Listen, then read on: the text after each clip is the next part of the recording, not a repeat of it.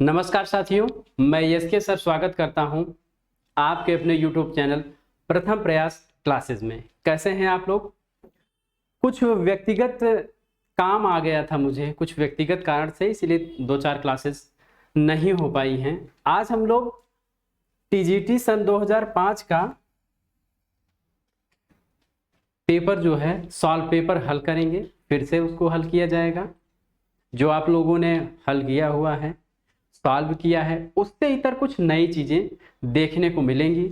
और 2005 का जो पेपर है उसमें 125 प्रश्न है, तो उसको मैंने 2 पार्ट में बांटा हुआ है। तो टीजीटी 2005 का पार्ट 1 आज हम लोग सॉल्व करेंगे। जैसा कि आप लोगों से अक्सर बातचीत होती रहती है, आप लोग कमेंट करते रहते हैं, जो भी चीजें आपको अब तक मिल चुकी हैं वो बहुत ही अच्छी चीजें हैं, बहुत परफेक्ट चीजें हैं। और कमेंट करके आप लोग अपनी समस्याएं बताते रहते हैं और हम अपनी सुविधा अनुसार उसको सुलझाते रहते हैं। पेपर की कोई डेट नहीं निश्चित है यूपीटी जीटी पीजीटी की, इसलिए थोड़ा सा शिथिलता बढ़ती जा रही है आपके द्वारा भी और हमारे द्वारा भी।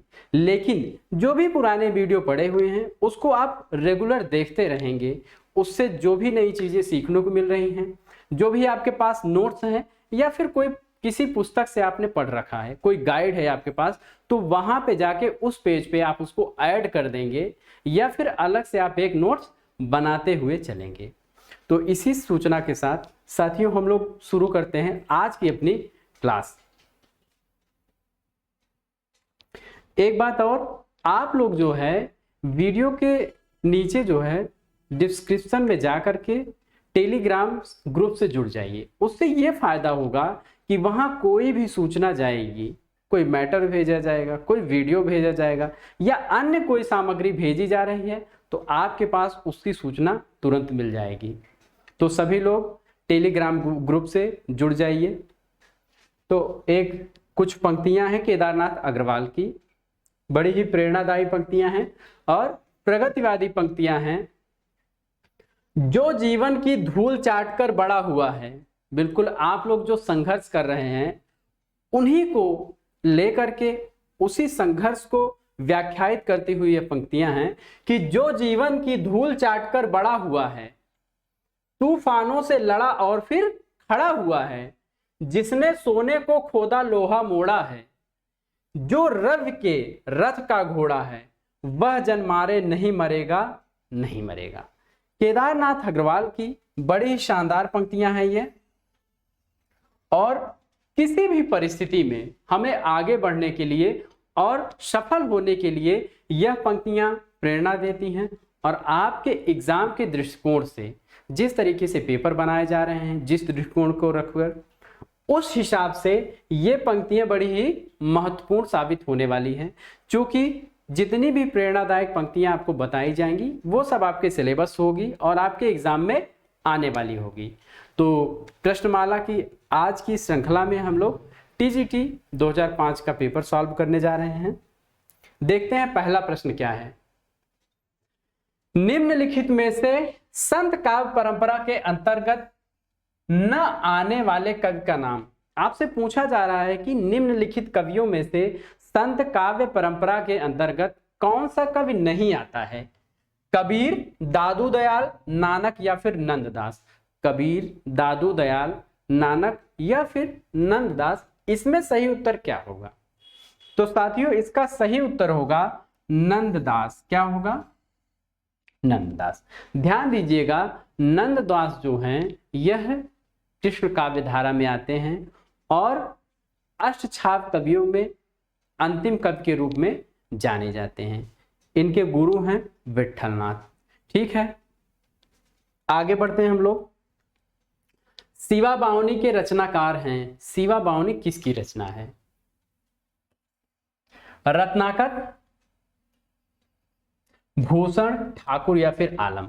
रत्नाकर, भूषण, ठाकुर या फिर आलम, इन चारों लेखकों में से किसने शिवा बावनी लिखा है, यानी शिवा बावनी की रचना की है? बड़ा ही सरल सा प्रश्न है और इसका उत्तर आपको देना है कि शिवा बावनी के रचनाकार कौन है।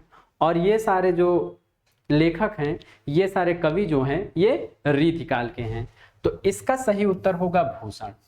क्या उत्तर होगा? भूषण।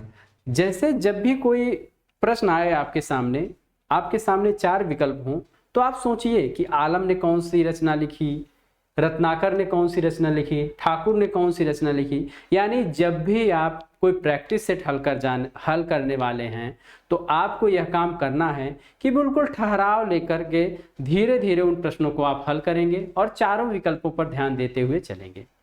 तो देखते हैं इनकी अन्य रचनाएं। शिवराज भूषण, शिवराज भूषण, शिवा बावनी आपने लिखा ही है, शिवा बावनी,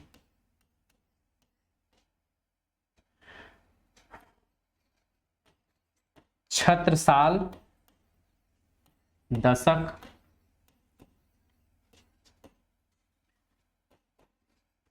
भूषण उल्लास,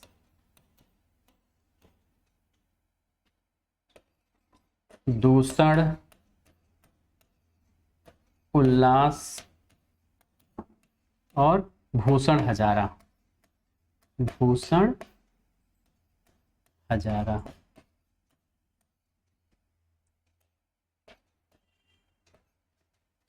शिवराज भूषण, शिवा बावनी, छत्रसाल दशक, भूषण उल्लास, दूषण उल्लास और भूषण हजारा। तो ये सारे जो हैं भूषण के ग्रंथ हैं। इसे आप लोग ध्यान से याद रखेंगे। एक बार फिर से आप लोग रिपीट कर लीजिए।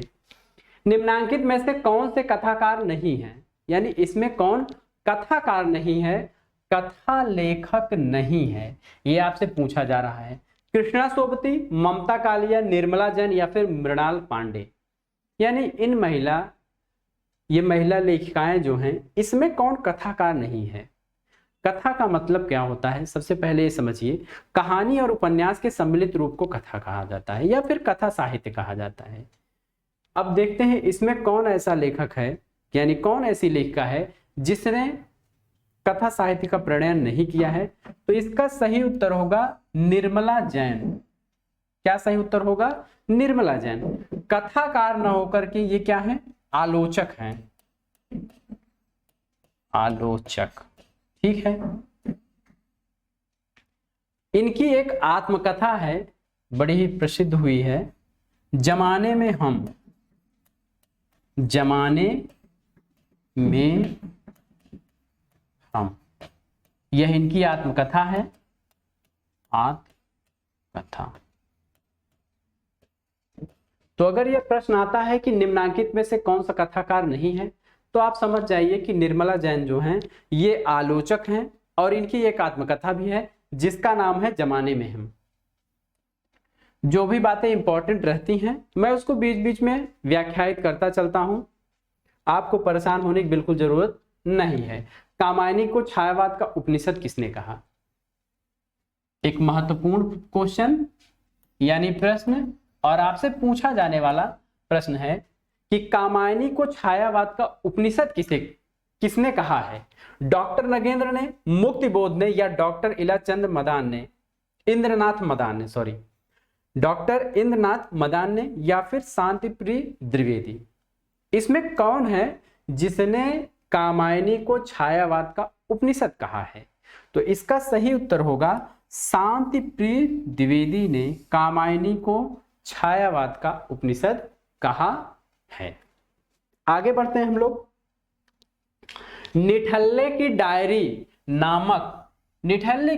नामक हास्य व्यंग निबंध संग्रह के लेखक हैं। निठल्ले की डायरी निबंध संग्रह जो कि हास्य व्यंग है, वह किसका है? श्रीलाल शुक्ल, गोपाल प्रसाद व्यास या फिर रविन्द्रनाथ त्यागी। और अंतिम विकल्प है हरिशंकर परसाई। ज्यादातर छात्र इससे परिचित होंगे, ज्यादातर साथी हमारे इससे परिचित होंगे कि निठल्ले की डायरी किसका है? तो यह है हरिशंकर परसाई का। इनके कुछ और महत्वपूर्ण निबंध हैं, उस पर हम प्रकाश डालते हैं, जैसे तुलसीदास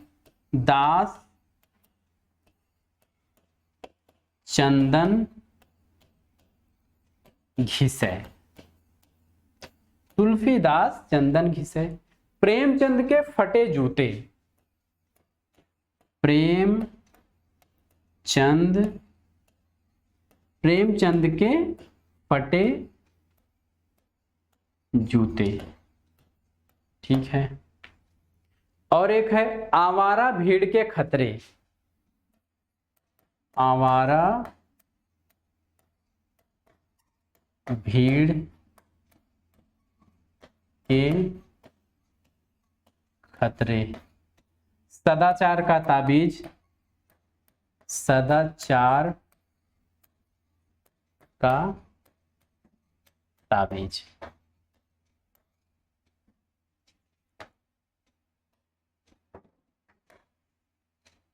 तो ये इनके निबंध संग्रह हैं और बड़े ही चर्चित रहे हैं। आगे बढ़ते हैं हम लोग। निम्नलिखित में से कौन सा नाटक जयशंकर प्रसाद द्वारा रचित नहीं है, यानी इसमें से कौन सा नाटक है जिसकी रचना जयशंकर प्रसाद ने नहीं की। तो ये नहीं और हाँ शब्द आप एग्जाम में अपने बारीकी के साथ आप देखेंगे।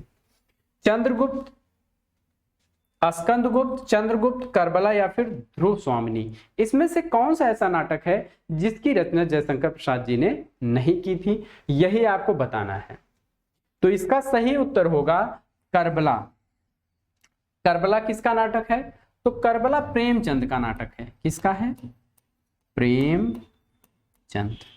ये बात आप ध्यान देंगे कि करबला किसका नाटक है? प्रेमचंद का नाटक है। स्कंदगुप्त, चंद्रगुप्त, ध्रुव स्वामिनी, राजश्री, विशाख, सज्जन, कल्याणी परिणय, ये सारे जो नाटक हैं ये जयशंकर प्रसाद के नाटक हैं। आगे बढ़ते हैं हम लोग एक और महत्वपूर्ण प्रश्न की ओर कि प्रगतिशील लेखक संघ के प्रथम अधिवेशन की अध्यक्षता की थी, यानी पहले अधिवेशन की अध्यक्षता किसने की?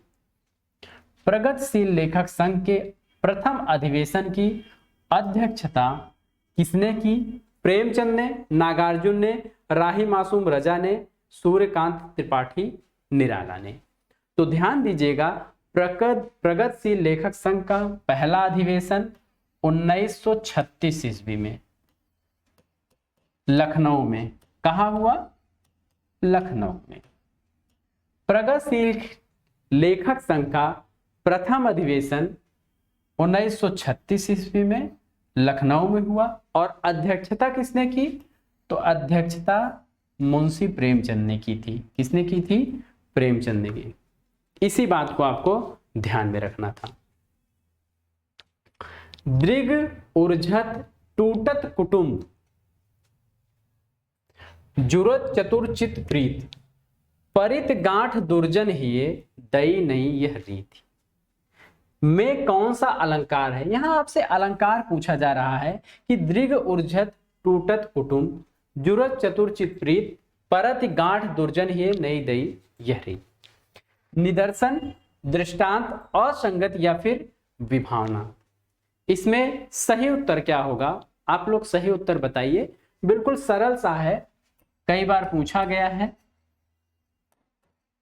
और इसका सही उत्तर होगा असंगत। कारण कहीं और हो, कार्य कहीं और हो, तो वहां पे कौन सा अलंकार होता है? असंगत अलंकार होता है। ठीक है, आगे बढ़ते हैं हम लोग। विभावानुभाव व्यभिचारी संयोगादृश निष्पत्ति है को प्रतिपादित किया है, यानी इसका प्रतिपादन किसने किया है? विभाव, अनुभाव और व्यभिचारी भावों के संयोग से रस की निष्पत्ति होती है। दंडी ने, भरत मुनि ने, वामन ने या फिर अभिनव गुप्त ने? दंडी, भरत मुनि, वामन या फिर अभिनव गुप्त। इसका सही उत्तर क्या होगा? इसका आपको सही उत्तर बताना है। तो इसका सही उत्तर होगा भरत मुनि। ठीक है, आगे बढ़ते हैं हम लोग। कुवलयानंद के रचयिता हैं। कुवलयानंद के रचयिता कौन है? भामा, दंडी, पंडित राज जगन्नाथ या फिर अप्पय दीक्षित। आपसे कुवलयानंद पूछा जा रहा है, एकदम से इंपॉर्टेंट क्वेश्चन है यह कि कुवलयानंद के रचयिता कौन है? तो इसका सही उत्तर होगा अप्पय दीक्षित। क्या होगा? अप्पय दीक्षित। दंडी ने कौन सी रचना की? तो दंडी की रचना है काव्यादर्श। काव्यादर्श। पंडित राज जगन्नाथ ने क्या लिखा? रस गंगाधर। रस गंगाधर।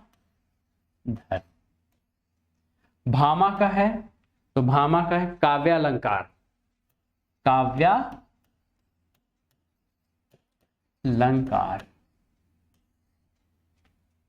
आगे बढ़ते हैं साथियों एक और महत्वपूर्ण प्रश्न की ओर। आचार्य मम्मट ने काव्य के गुण बताए हैं। आचार्य मम्मट ने काव्य के कितने गुण बताए हैं? 10, 3, 15 या फिर 8? यानी कि काव्य के कितने गुण बताए मम्मट ने? आपसे संख्या पूछी जा रही है और ऐसे प्रश्न आपसे अक्सर पूछ लिए जाते हैं। तो इसका सही उत्तर क्या है? आप लोग बिल्कुल आराम से उत्तर इसका दीजिए कि इसका सही उत्तर क्या हो सकता है। तो मम्मट ने जो काव्य का गुण बताया है कितना माना है? 3 माना है। ठीक है। आनंदवर्धन, मम्मट, भामा, इन्होंने काव्य के 3 गुण बताए हैं। ठीक है। और भरत मुनि ने 10 गुण बताए हैं, वामन ने 20 बताए हैं। तो ये सारी बातें आपको बिल्कुल ध्यान देनी है। एक ट्रिक भी है, लिख देते हैं हम। आम भाम गुण 3 सुहाए। आम भाम गुण 3 सुहाए। वामन 20 दंडी 10 आए। आम भाम गुण 3 सुहाए, वामन 20 दंडी 10 आए। यानी आनंदवर्धन, मम्मट, भामा ने गुणों की संख्या, काव्य गुणों की संख्या कितनी मानी है? 3 मानी है। वामन ने कितना माना है? तो वामन ने 20 माना है। दंडी ने कितना माना है? 10 माना है। और आप सबको पता है भरत मुनि जो है काव्य गुण और काव्य दोषों की संख्या 10 और 10 मानते हैं। तो ये सूत्र आपके काम आने वाला है।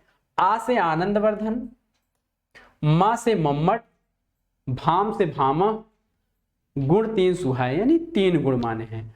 आनंदवर्धन, मम्मट और भामा ने 3 गुण माने हैं। वामन ने 20 गुण माने हैं, दंडी ने 10 गुण माने हैं और भरत मुनि ने भी 10 गुण माना है। आगे बढ़ते हैं हम लोग। निम्नलिखित में से कौन सा शब्द पताका का पर्यायवाची नहीं है? आपसे पूछा जा रहा है कि पताका का पर्यायवाची कौन सा नहीं है? निशान, ध्वज, झंडा या फिर प्रस्तर? पताका का पर्यायवाची नहीं होगा। आपको सही उत्तर देना है। तो इसका सही उत्तर होगा प्रस्तर। प्रस्तर जो है यह पताका का पर्यायवाची नहीं होगा। निशान भी होगा, ध्वज भी होगा, झंडा भी होगा और कुछ देख लेते हैं हम लोग, जैसे केतु, तोरण,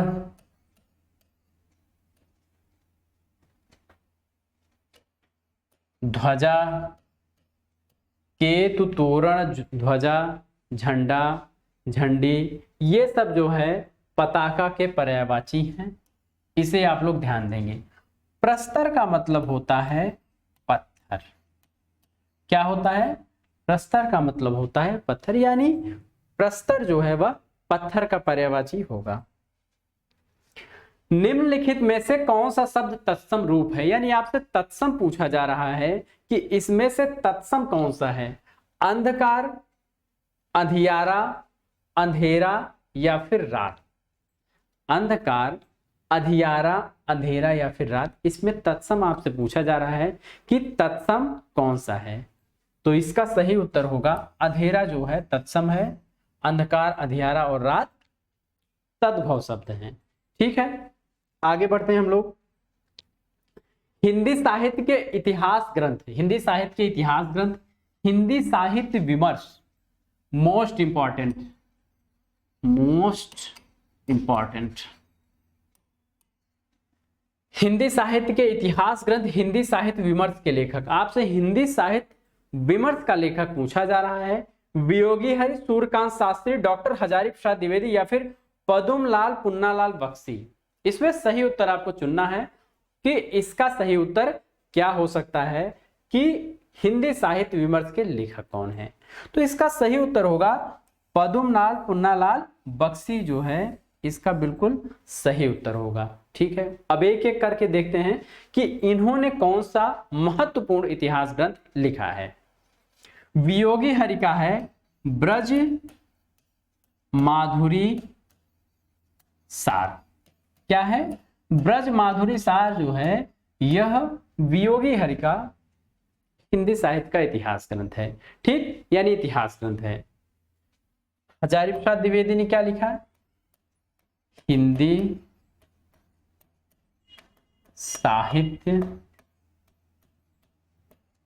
साहित्य का आदिकाल।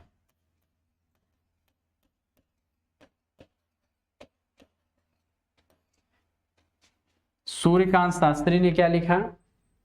हिंदी साहित्य का विवेचनात्मक इतिहास।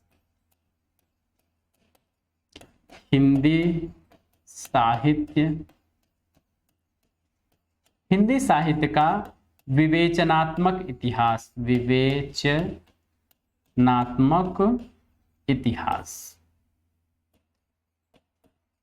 इतिहास।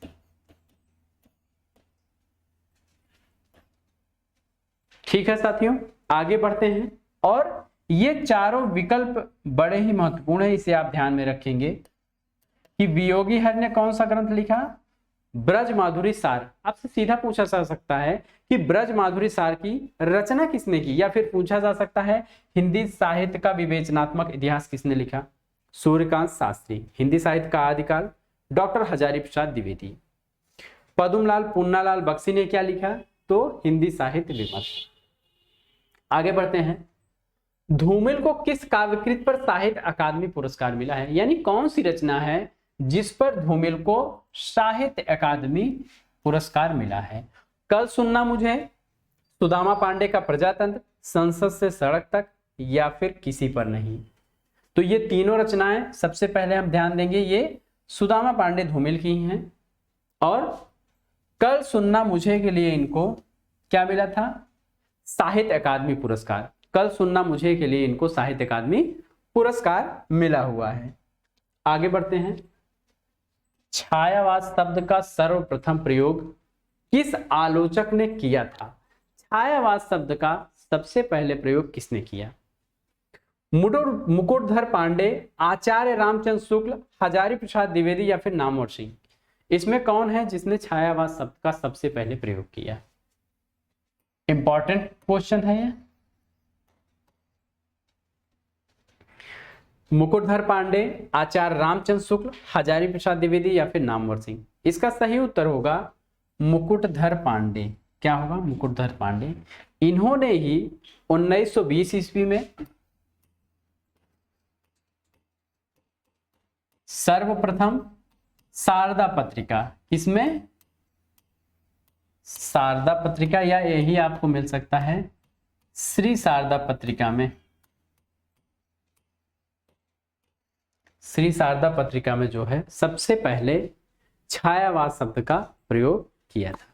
एक बात और, रामचंद्र शुक्ल जो है मुकुटधर पांडे के को ही छायावाद का जनक मानते हैं, जबकि छायावाद के जनक जो सर्वमान्य मत है वह क्या है? जयशंकर प्रसाद।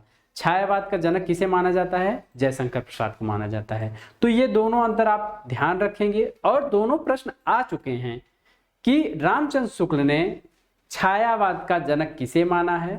तो मुकुटधर पांडे को। और सामान्य रूप से आपसे पूछा जाए कि छायावाद के जनक कौन है, तो आप जयशंकर प्रसाद लगाएंगे। ठीक है, आगे बढ़ते हैं हम लोग।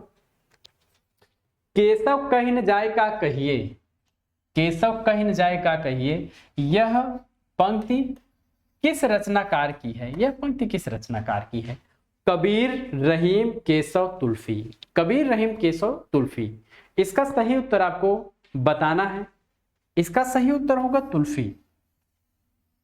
क्या होगा? तुलसी। तुलसी का मतलब तुलसीदास। अब ध्यान रहे कि केशव कह न जाए का कहिए, किस रचना से यह पंक्ति ली गई है। भाई क्वेश्चन थोड़ा सा बदला जा सकता है। अब तक पूछा जा रहा था केशव कह न जाए का कहिए यह पंक्ति किस रचनाकार की है।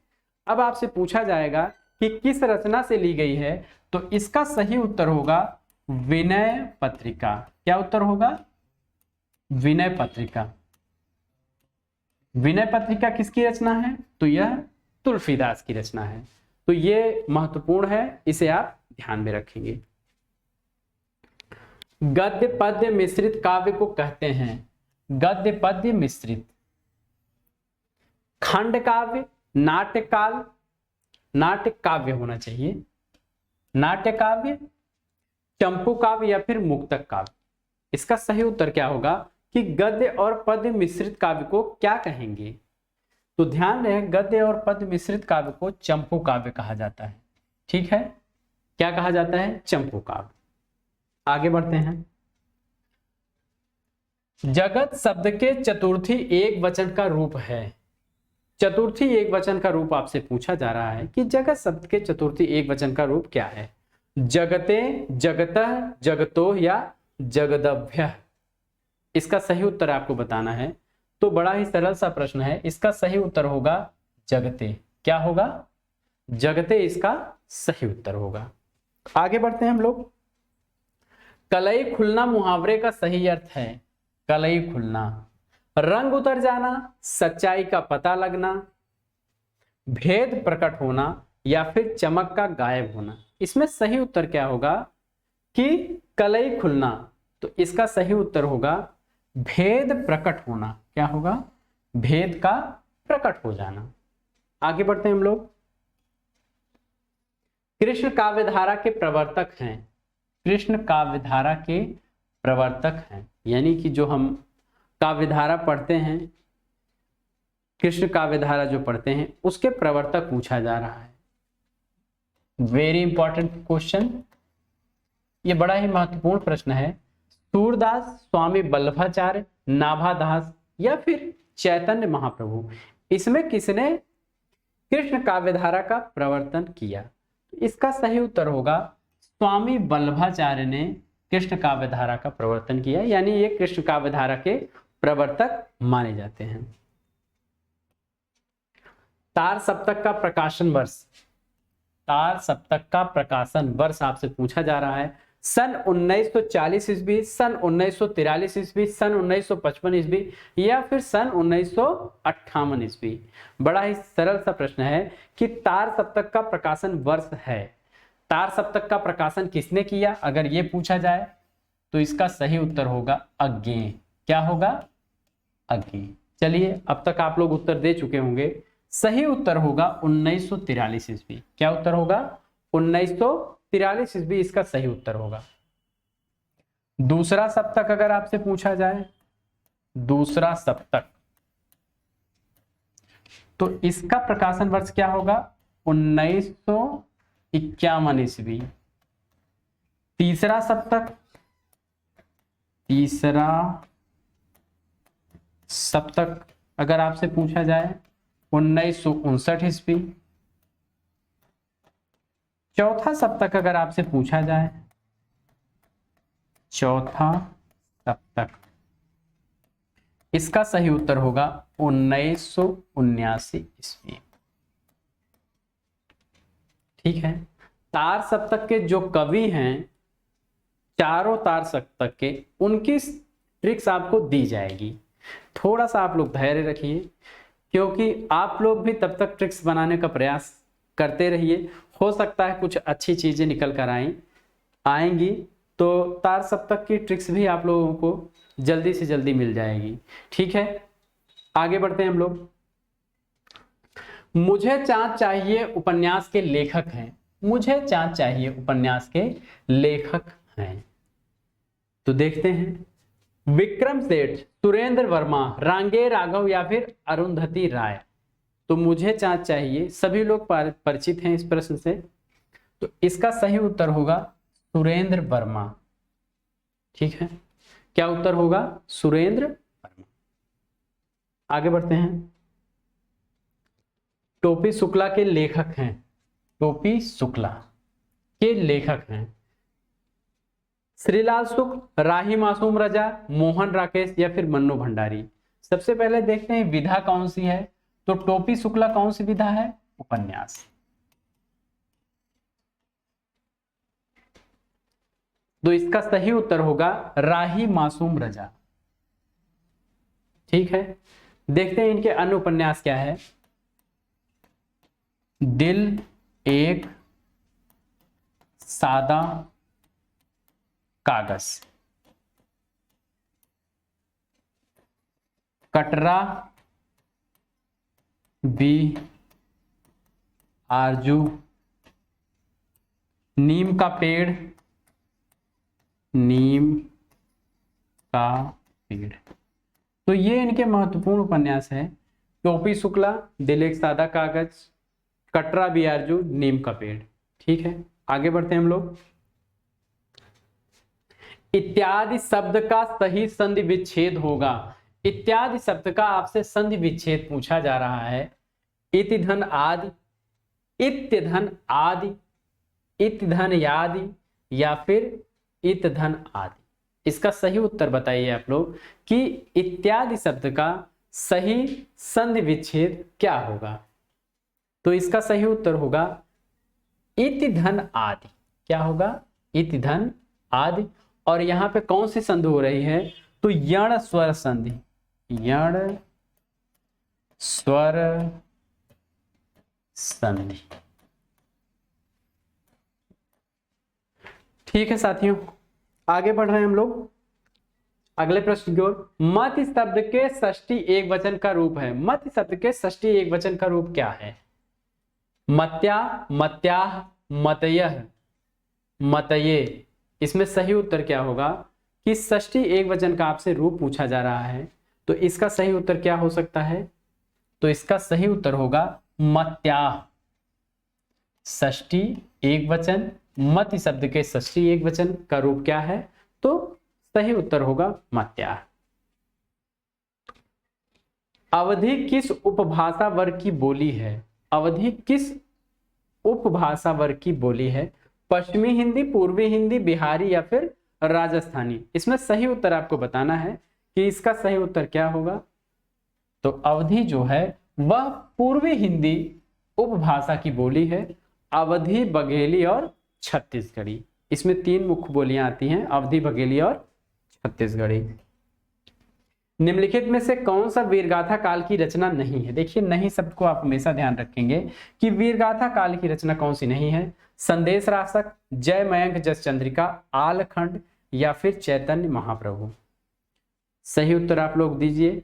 इसका सही उत्तर होगा चैतन्य महाप्रभु। क्या होगा? चैतन्य महाप्रभु। और आप बताएंगे कि चैतन्य महाप्रभु के लेखक कौन है और किस धारा की यह रचना है। ठीक है, आगे बढ़ते हैं हम लोग। अज्ञेय की रचना है। अज्ञेय की कौन सी रचना है? कुरुक्षेत्र, हरी घास पर क्षण भर, हुंकार या फिर पवनदूत। हुंकार या फिर पवनदूत, इसमें से कौन सी रचना अज्ञेय की है, यही आपको बताना है। तो देखते हैं इसका सही उत्तर जल्दी से आप लोग दीजिए। इसका सही उत्तर होगा हरी घास पर क्षण भर। अज्ञेय की कौन सी रचना है? हरी घास पर क्षण भर जो है यह अज्ञेय की रचना है। कुरुक्षेत्र दिनकर की है, हुंकार भी दिनकर की है और पवन दूत किसका है? हरिऔध का है, हरिऔध। आगे बढ़ रहे हैं। इनमें से कौन सा कवि अभिनव जयदेव की उपाधि से विभूषित है? यानी कौन सा ऐसा कवि है जिसे अभिनव जयदेव की उपाधि से विभूषित किया गया है? विद्यापति, सूरदास, नंददास, कुंभनदास। विद्यापति, सूरदास, नंददास और कुंभनदास। तो इसका सही उत्तर क्या होगा? जल्दी जल्दी आप लोग अपने उत्तर दीजिए कि इसका सही उत्तर क्या होगा। इसका सही उत्तर होगा विद्यापति। ठीक है, एक बात आप लोगों को बीच में मैं बताना चाहूंगा कि आप में से हमारे कुछ साथी सोच रहे होंगे कि सर क्या लेके बैठ गए हैं, यानी कि जो प्रश्न पत्र हल कराया जा रहा है, सॉल्व पेपर, वास्तव में इसकी सख्त आवश्यकता है आपको। पूरे एक पेपर में अगर आपको 2-4 प्रश्न भी इंपॉर्टेंट मिल गए, हिंदी साहित्य के कोने कोने से प्रश्नमाला में मैं अपने प्रश्नों को बनाता हूं, लेकिन हो सकता है भूल से जो ये प्रश्नमाला की सीरीज चल रही है, जो प्रीवियस ईयर के पेपर हैं, पुराने पेपर हैं, उसमें से कोई पेपर में शामिल कोई प्रश्न न कर सका, तो अगर ये प्रश्न आप हल किए रहेंगे तो विश्वास मानिए कि यहाँ से अगर कोई प्रश्न आ रहा है तो आप हल कर ले जाएंगे और परीक्षा को पास करेंगे। 2021 में टीजीटी पीजीटी की जो परीक्षाएं हुई थी, हमारे बहुत सारे साथी दुर्भाग्यवश असफल हुए। उनसे आप पूछ सकते हैं कि दोहराव वाले क्वेश्चन भी वो गलत करके आए थे, बिल्कुल सरल से दोहराव वाले क्वेश्चन उनसे गलत हुए, इसीलिए वो बाहर हो गए सिलेक्शन के। तो ये बात आप ध्यान रखिएगा कि परीक्षा में सरल और कठिन दोनों प्रश्नों को मिला जुला कर रखा जाता है, इसलिए आपको सभी प्रश्नों को धैर्यपूर्वक हल करना चाहिए। क्योंकि एग्जाम हॉल में जैसे ही आप जाते हैं, अगर यह प्रश्न बहुत दिन बाद आपके सामने आएगा तो कंफ्यूजन होना बिल्कुल लाजमी है और संशय आपको होना ही होना है। तो ये सब प्रश्न, कोई भी प्रश्न हो, उसको बिल्कुल ये मान के चलना है कि यह प्रश्न एग्जाम में आने वाला है। आगे बढ़ते हैं हम लोग। मुक्त छंद के प्रणेता हैं। मुक्त छंद के प्रणेता कौन है, यानी उसका प्रणयन किसने किया? निराला ने, नागार्जुन ने, जयशंकर प्रसाद ने या फिर महादेवी वर्मा ने? तो इसका सही उत्तर आप लोग बताइए। बड़ा सरल सा प्रश्न है और सभी लोग जानते हैं। तो मुक्त छंद के प्रणेता हैं तो वो है निराला। कौन है? निराला है। अयोध्या सिंह उपाध्याय हरिऔध द्वारा लिखित काव्य ग्रंथ है। अयोध्या सिंह उपाध्याय हरिऔध ने कौन सा काव्य ग्रंथ लिखा? पथिक, कनुप्रिया, चोखे चौबदे, वासव दत्ता। अब इसमें आपको बताना है कि हरिऔध की रचना कौन सी है। तो हरिऔध की रचना कौन सी है? इसका सही उत्तर होगा चोखे चौबदे। क्या होगा? चोखे चौबदे इनकी रचना है। कनुप्रिया धर्मवीर भारती, धर्मवीर भारती। पथिक राम नरेश त्रिपाठी, राम नरेश त्रिपाठी। ठीक है, आगे बढ़ते हैं हम लोग। नई कहानी पत्रिका का संपादन कौन था? नई कहानी पत्रिका का संपादक लिखा है यहाँ पे। तो नई कहानी पत्रिका का आपसे संपादक पूछा जा रहा है। प्रेमचंद, मोहन राकेश, कमलेश्वर या फिर भैरव प्रसाद गुप्त। क्या है? भैरव प्रसाद गुप्त। ठीक है, तो ध्यान देंगे, बड़ा ही अच्छा प्रश्न है यह प्रश्न आने वाला प्रश्न है, इंपॉर्टेंट है कि नई कहानी पत्रिका के संपादक कौन है। तो इसका सही उत्तर होगा भैरव प्रसाद गुप्त। क्या होगा? भैरव प्रसाद गुप्त इसका सही उत्तर होगा। और अगर आपसे नई कहानी पत्रिका पूछा गया तो भैरव प्रसाद गुप्त, नई कविता पूछा जाएगा तो जगदीश गुप्त। ठीक है, इसे आप बिल्कुल ध्यान रखेंगे। आगे बढ़ते हैं। रामचरितमानस में कुल कितने कांड हैं? कुल कितने कांड हैं? 15, 10, 7 या 8? सभी लोग जानते हैं, सभी लोग परिचित होंगे कि रामचरितमानस में कुल कितने कांड हैं। तो रामचरितमानस की रचना तुलसीदास ने की थी और इसमें कितने कांड हैं? तो इसमें 7 कांड हैं। ठीक है, आगे बढ़ते हैं हम लोग। नारी तुम केवल श्रद्धा हो, विश्वास रजत नग पग तल में, किस रचनाकार की पंक्ति है? यह भी महत्वपूर्ण प्रश्न है। जयशंकर प्रसाद, सुमित्रा नंदन पंत, सूर्यकांत त्रिपाठी निराला, महादेवी वर्मा। जयशंकर प्रसाद, सुमित्रा नंदन पंत, सूर्यकांत त्रिपाठी निराला, महादेवी वर्मा। इसमें सही उत्तर आपको चुनना है कि इन पंक्तियों के रचनाकार कौन है। तो इसका सही उत्तर होगा जयशंकर प्रसाद। क्या होगा? जयशंकर प्रसाद। यह कामायनी की पंक्तियां हैं, कामायनी।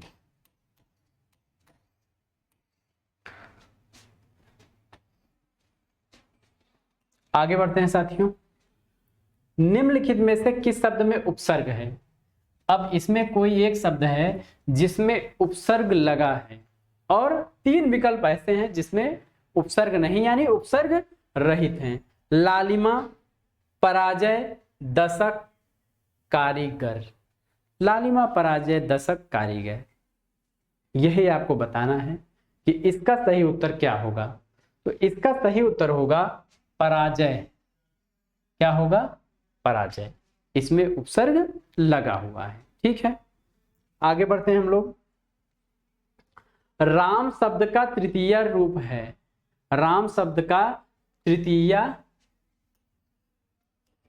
द्विवचन रूप है। क्या है? द्विवचन। मिस्टेक हो गया है प्रिंटिंग में। तो राम शब्द का तृतीय द्विवचन रूप है, क्या होगा? रामाभ्याम, रामान, रामाय या फिर रामेभ्यः। इसका सही उत्तर आप लोग दीजिए कि इसका सही उत्तर क्या होगा। तो इसका सही उत्तर साथियों होगा रामाभ्याम। क्या होगा? रामाभ्याम। अगला प्रश्न देखते हैं हम लोग कि अगला प्रश्न क्या होगा। महाकवि कालिदास किस अलंकार के लिए प्रसिद्ध हैं? अब आपसे पूछा जा रहा है कि कालिदास किस अलंकार के लिए प्रसिद्ध हैं। तो उपमा कालिदासस्य आप लोगों ने पढ़ रखा है। तो कालिदास किसके लिए प्रसिद्ध हैं? तो उपमा के लिए प्रसिद्ध हैं। ठीक है, अगला प्रश्न देखते हैं हम लोग।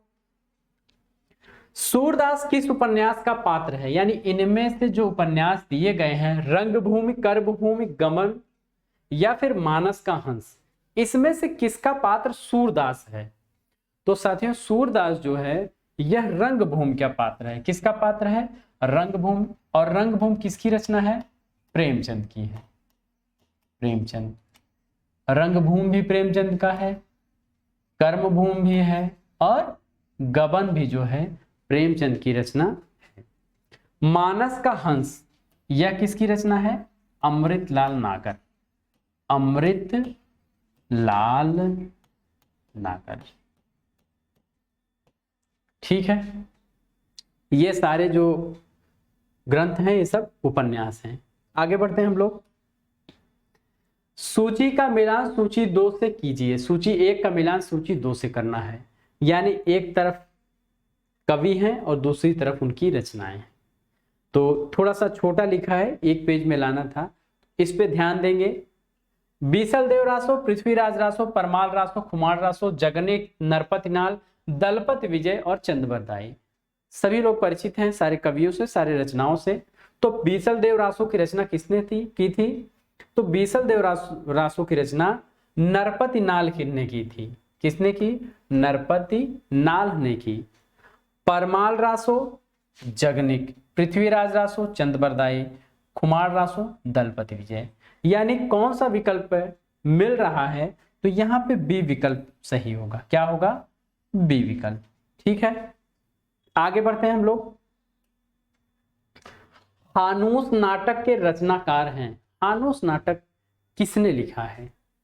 हानूस।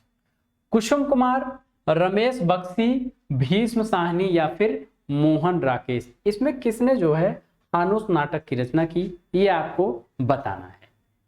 तो इसका सही उत्तर क्या है? इसका सही उत्तर होगा भीष्म साहनी ने हानूस नाटक की रचना की है। इनके और भी नाटक देख लेते हैं। कबीरा,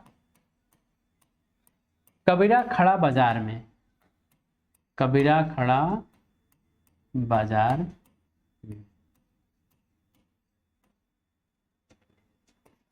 माधवी, मुआवजे,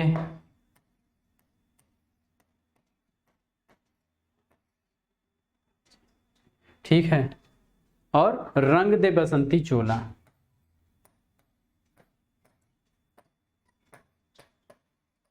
बसंती चोला, आलमगीर,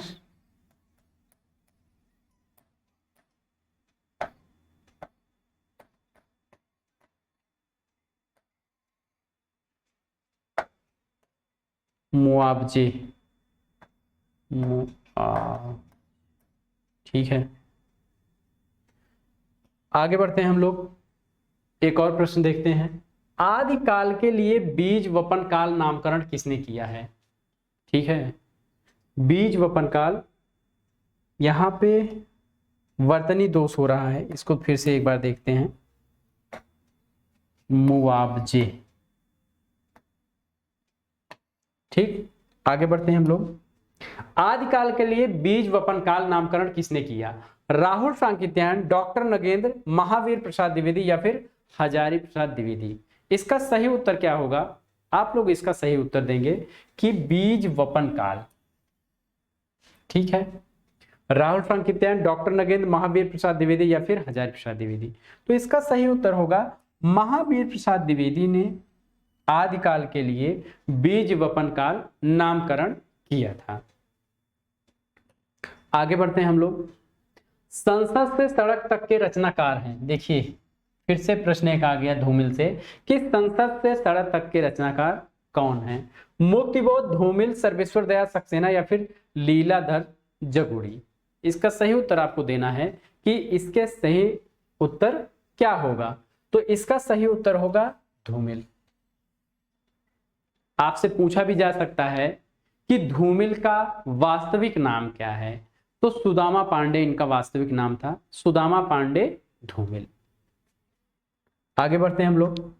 देवनागरी लिपि का विकास हुआ है, यानी देवनागरी लिपि का विकास कैसे हुआ है यह आपको बताना है। खरोष्टी से, फारसी से, मराठी से या फिर ब्राह्मी से? खरोष्टी से, फारसी से, मराठी से या फिर ब्राह्मी से? इसका सही उत्तर आप लोग बताइए कि सही उत्तर क्या होगा। तो इसका सही उत्तर होगा ब्राह्मी से। किससे हुआ है? ब्राह्मी से। देखते हैं कैसे। ब्राह्मी के बाद गुप्त लिपि आई। कौन सी लिपि आई? गुप्त लिपि। गुप्त लिपि के बाद कुटिल लिपि, कुटिल, और कुटिल से देवनागरी, देवनागरी।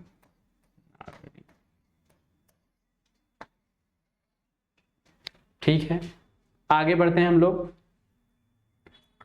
निम्नलिखित में से कौन सा शब्द कमल का पर्यायवाची नहीं है? कमल का पर्यायवाची आपसे पूछा जा रहा है कि कमल का कौन सा पर्यायवाची नहीं है? अरविंद, शतदल, सरसिज या फिर अमीय? अरविंद, शतदल, सरसिज या फिर अमीय? तो इसका सही उत्तर क्या होगा? इसका सही उत्तर होगा अमीय। अमी जो है यह अमृत का पर्यायवाची है। किसका है? अमृत का। ठीक है साथियों, आगे बढ़ते हैं हम लोग। आचार का विलोम है। आचार का विलोम क्या है? अनाचार, अनाचार, अत्याचार फिर या विचार? इसमें से आचार का विलोम क्या है? तो इसका सही उत्तर क्या होगा? आराम से आप लोग बताइए, बड़ा ही सरल सा प्रश्न है। तो आचार का विलोम क्या होगा? अनाचार। क्या होगा? अनाचार।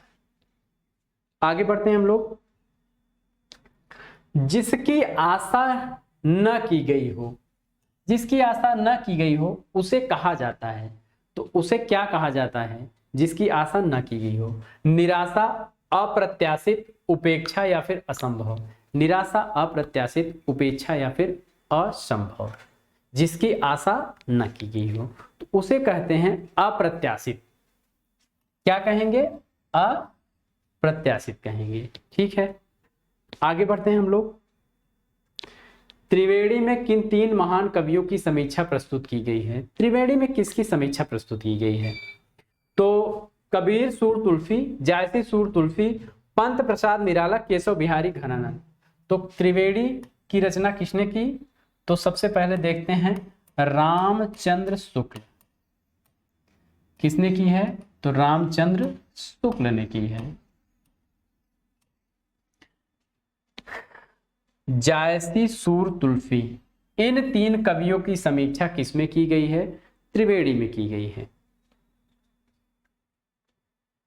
अरुण यह मधुमय देश हमारा, गीत प्रसाद जी की किस कवि कृति से है, यानी किस रचना से है। अरुण यह मधुमय देश हमारा, झरना, लहर, ध्रुव स्वामिनी या फिर चंद्रगुप्त।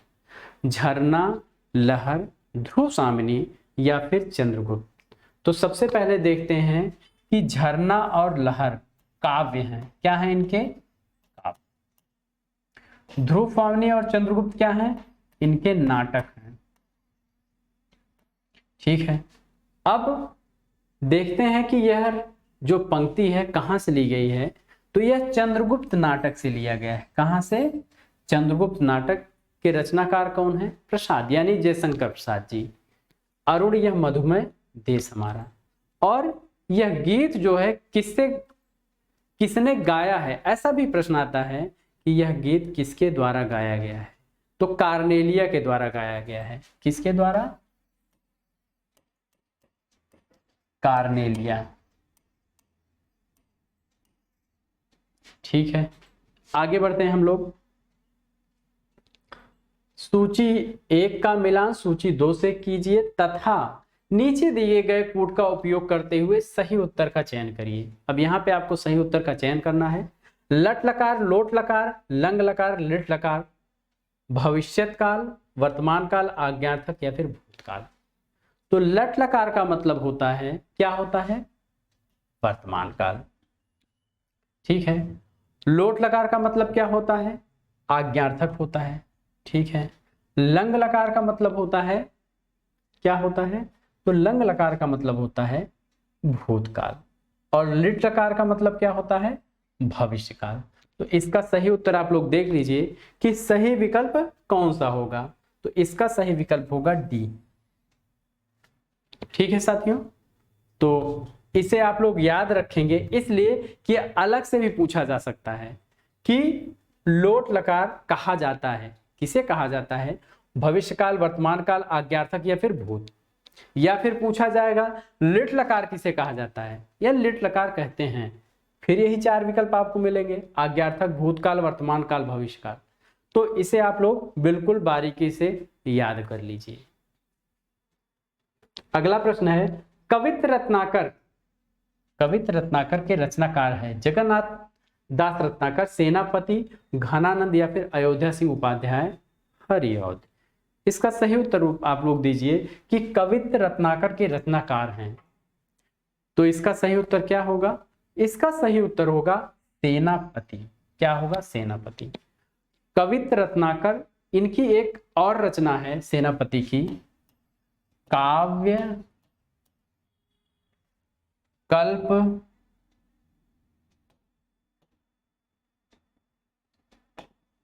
काव्य कल्पद्रुम। कौन सी रचना है? काव्य कल्पद्रुम इनकी रचना है। ठीक है, आगे बढ़ते हैं हम लोग। अष्टछाप के प्रमुख कवि नंददास किसके शिष्य थे? नंददास किसके शिष्य थे? वल्लभाचार्य, विठलनाथ, रामानंद या फिर निम्बार्काचार्य। वल्लभाचार्य, विठलनाथ, रामानंद या फिर निम्बार्काचार्य।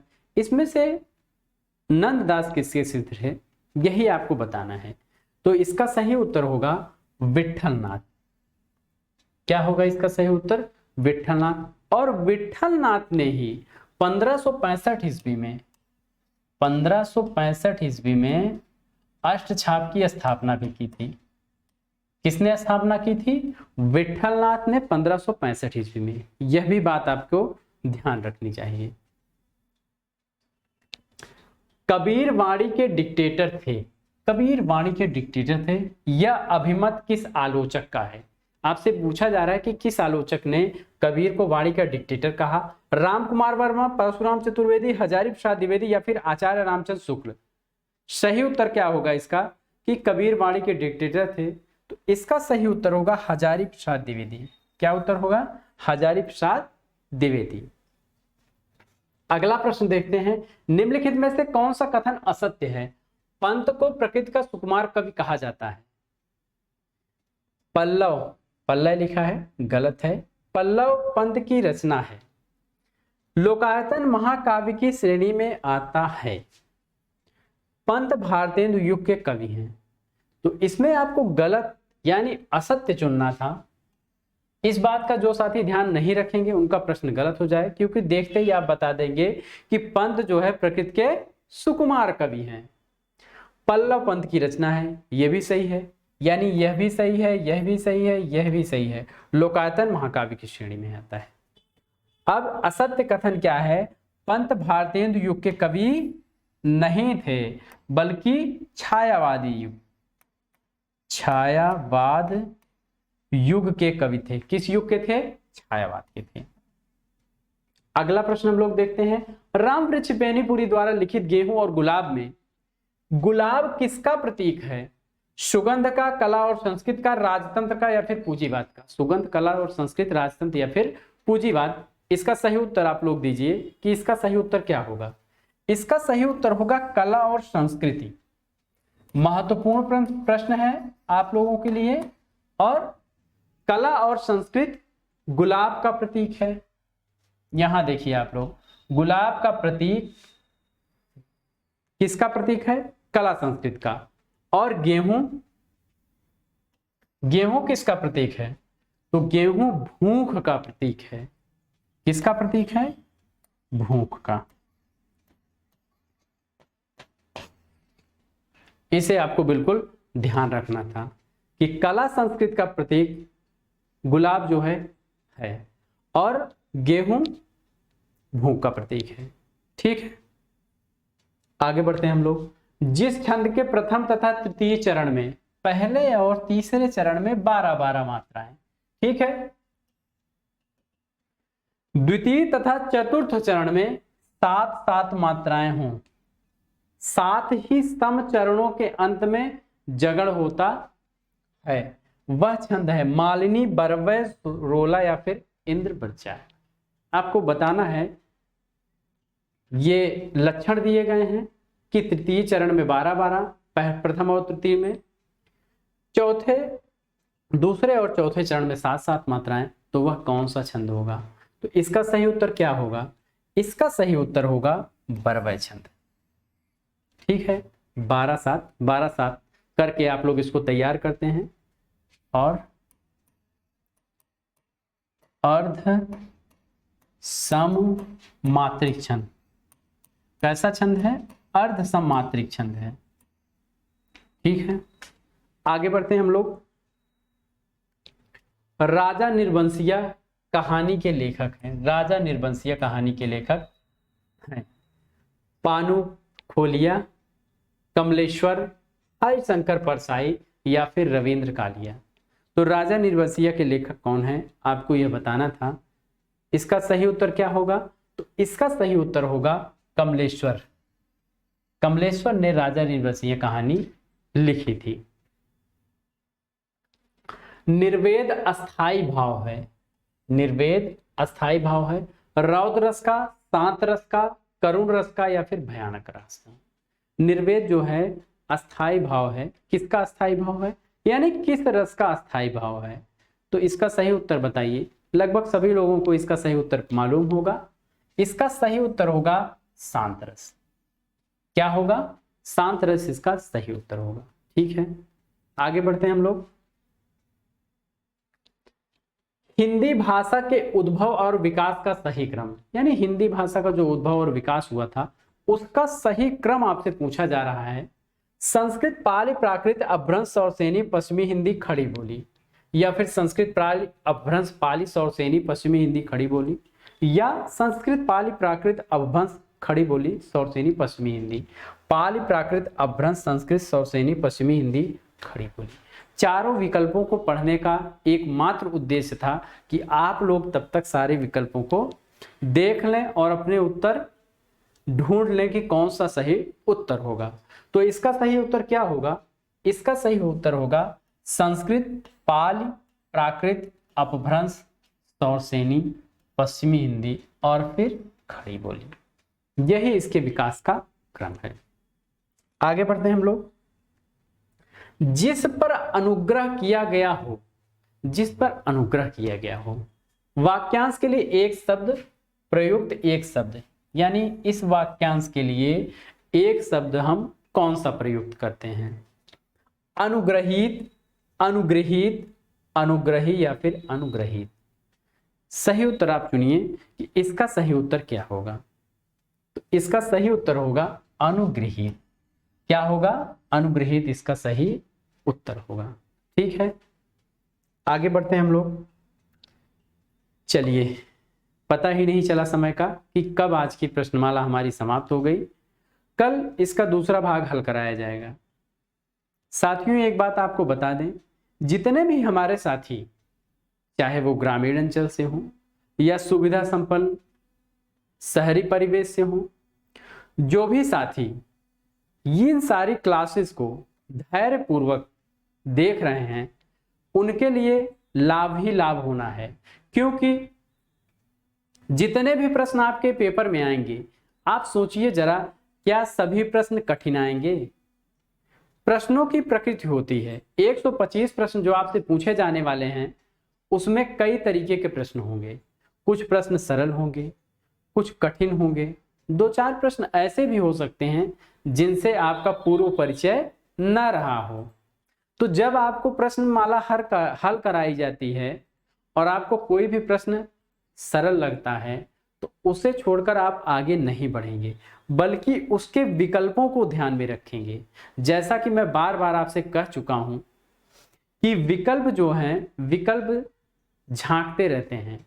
प्रश्नों के बीच से पूर्व में जो प्रश्न आए हुए हैं, जो पेपर हल कराए जा रहे हैं, उसमें जो विकल्प हैं वो बाहर झांकते रहते हैं कि हमें भी प्रश्न के रूप में प्रस्तुत किया जाए।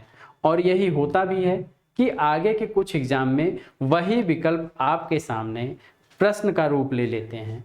तो जो विकल्प हैं उससे आप भली भांति परिचित होंगे, ठहरेंगे, तभी आप आगे बढ़ेंगे, भले ही कितना ही सरल आपसे प्रश्न पूछा जाए। तो इन सब बातों का ध्यान रखेंगे और रेगुलर आप लोग क्लास करते रहिए। हमारी कोशिश रहेगी कि मैं भी रेगुलर आप तक अधिक से अधिक वीडियो पहुंचाता रहूं और आप लोगों को अधिक से अधिक लाभान्वित करता रहूं। तो बहुत बहुत धन्यवाद साथियों, प्रथम प्रयास परिवार में बने रहने के लिए। और इसी के साथ आज की प्रश्नमाला मैं समाप्त करता हूं। धन्यवाद मित्रों।